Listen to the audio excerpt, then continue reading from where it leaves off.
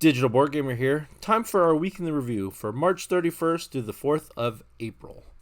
We have 2 full games to look at and only 3 beta games to look at, and then some updates in the forums I want to give you. So first up on Monday we have Kamon, a abstract strategy game.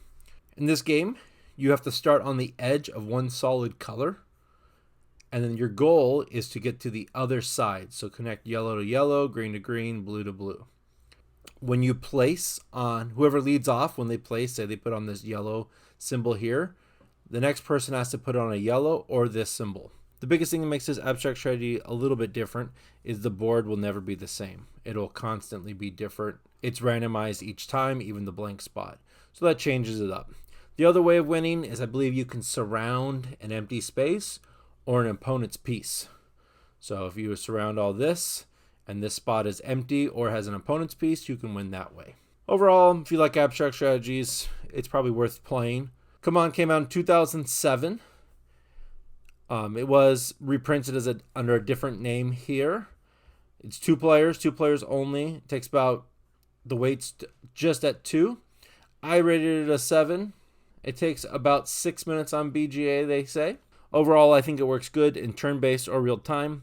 Turn-based works real well because I think you can plan out a little bit more. You're not rushed so much. You can sit there and think, because you can really get in this spot where you're like, well, if I do this, then they have to do this, and then I do this, and then there's no more yellows, and you can win that way.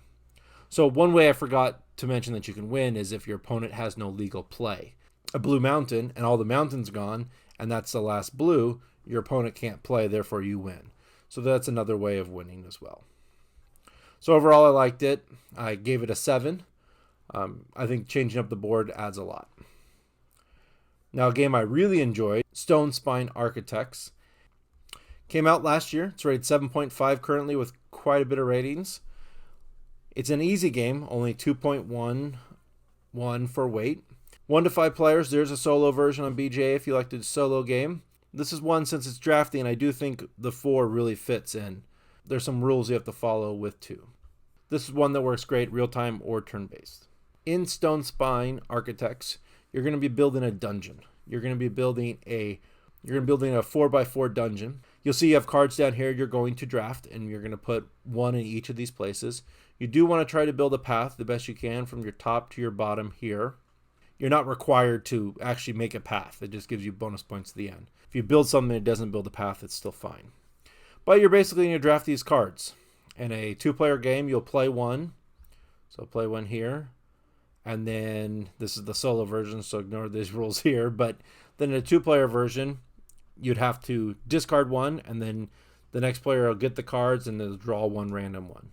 In a 3, 4, 5-player game, it's just normal drafting. You just pick 1, pass the rest, pick 1, pass the rest. So I really think that works best. You're trying to match this in your dungeon, trying to match up certain cards in certain places. You have your end goal here, so you want to aim towards something. You want to aim for that.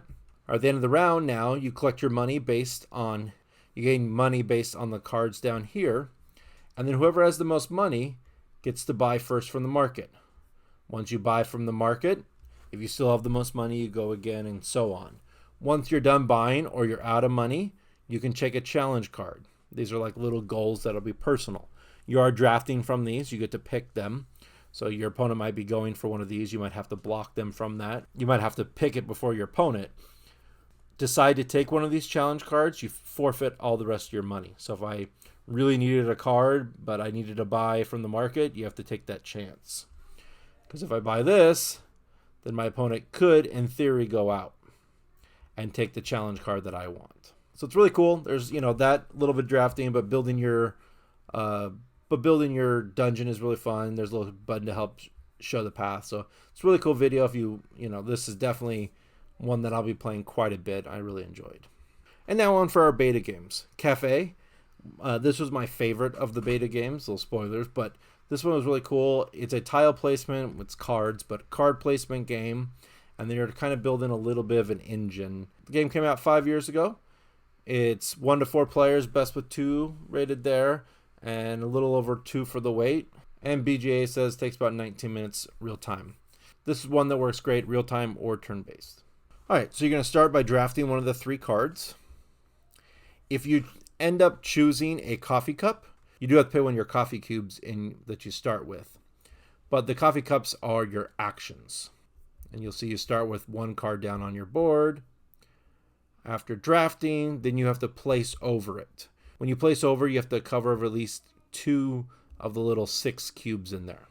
So you have to kind of figure out what works best for your system. During your turn, you can do the number of actions of coffee cups you have. So here I have 2.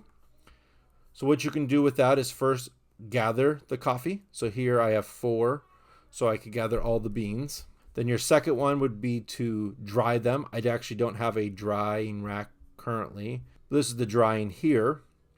Then you have to roast them here. And then finally you can deliver them to places like here for points. Now if they're all touching, like here all these A's were touching, for one action you can harvest all those and put cubes on them. Then if I had 2 drying racks together, I could then dry 2 colors next to each other.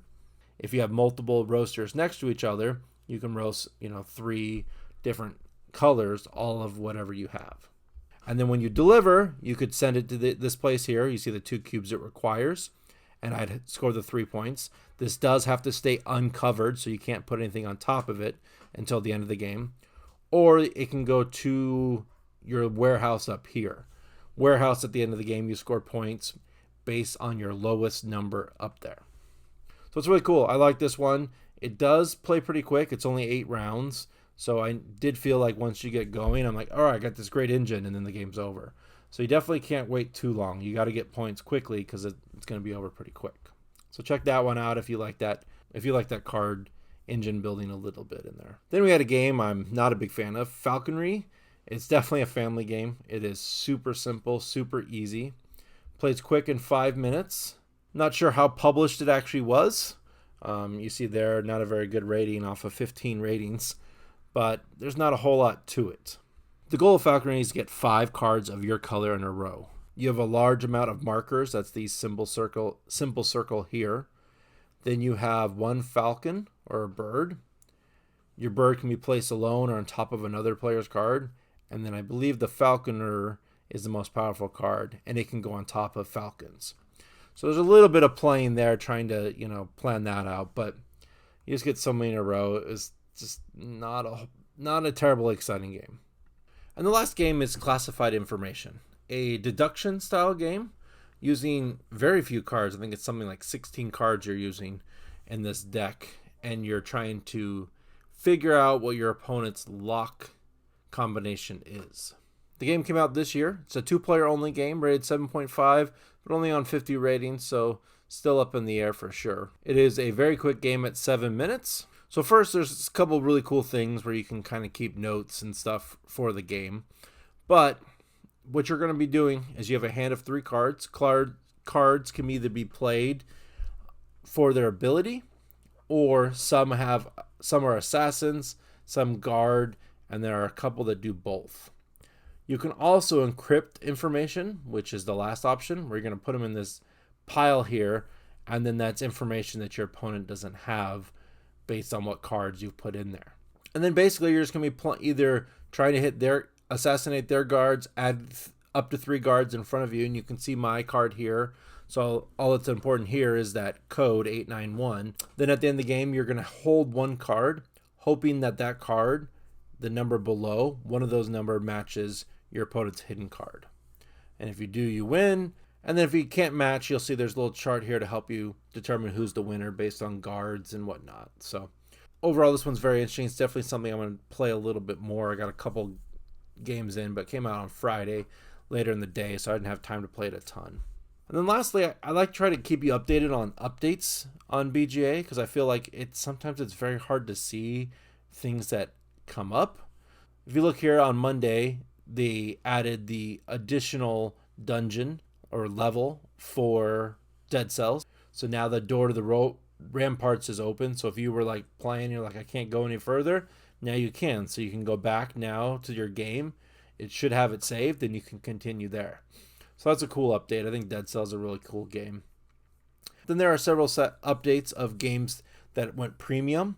These games here had a limited free time, and now our premium game. So Game Logic, Superstore, King of Tokyo Duel, and Solos. I think probably the most popular one is King of Tokyo Duel for sure.